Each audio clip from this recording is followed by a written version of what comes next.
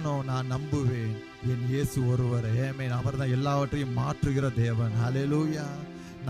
நான் நிற்கும் பூமி நிலை குலைந்து போனாலும், தேங்க்யூ அப்பா, என் நம்பிக்கையின் அஸ்திபாரமே அசைந்தாலும் நான் நம்புவேன் என் இயேசு ஒருவர். நல்ல விசுவாசல கண்களை மூடி அப்பா அப்பா சொல்லுவோம், நான் நம்புவேன் என் இயேசு ஒருவரை.